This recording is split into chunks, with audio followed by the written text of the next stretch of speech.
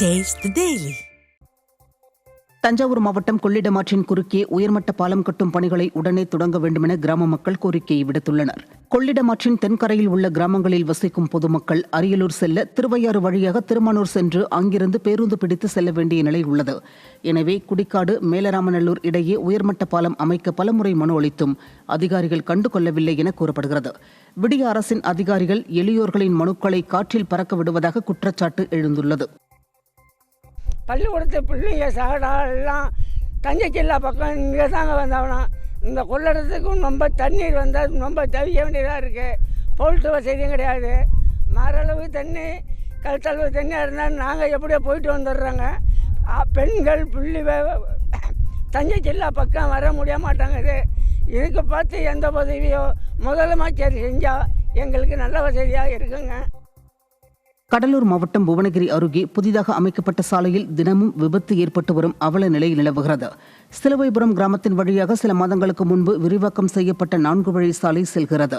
இந்த சாலையில் தினமும் விபத்துகளும் அதனால் உயிரிழப்புகளும் ஏற்பட்டு வருவதாக கூறப்படுகிறது. தினந்தோறும் விபத்துகளும் உயிரிழப்புகளும் அதிகரித்து வரும் நிலையில் விடிய அரசின் மாவட்ட நிர்வாகம் கண்டுகொள்ளாமல் இருப்பதால் மக்கள் வேதனை அடைந்துள்ளனர்.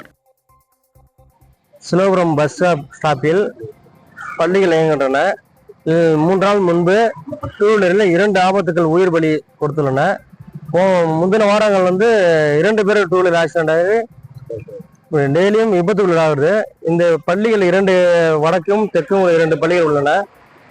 பள்ளி மாணவர்களே இப்போ ஆசிரியர்களே கடக்க முடியவில்லை.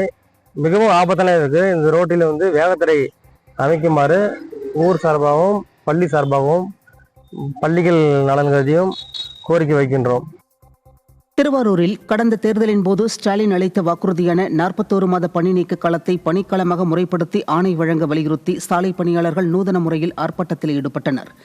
திருவாரூர் நெடுஞ்சாலைத்துறை கோட்ட பொறியாளர் அலுவலகம் முன்பாக சாலை பணியாளர்கள் கண்களில் கருப்பு துணி கட்டியும் கையில் கருப்பு கொடி ஏந்தியும் ஆர்ப்பாட்டத்தில் ஈடுபட்டனர்.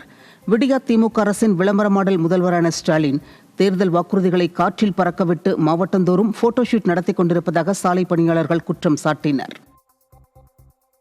திருவாரூர் அருகே பழுதடைந்த குப்பைகள் சேகரிக்கும் வாகனங்களுக்கு இறுதி சடங்கு செய்து நூதன ஆர்ப்பாட்டம் நடைபெற்றது.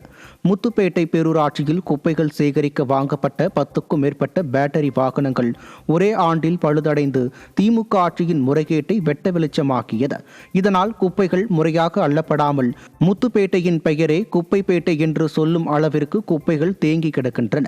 இது குறித்து பலமுறை புகார் அளித்தும் விடியா பேரூராட்சி நிர்வாகம் கும்பகர்ண தூக்கத்தில் இருப்பதால் பழுதாகி நிற்கும் வாகனங்களுக்கு இறுதி சடங்கு செய்யும் ஒப்பாரி போராட்டம் நடைபெற்றது.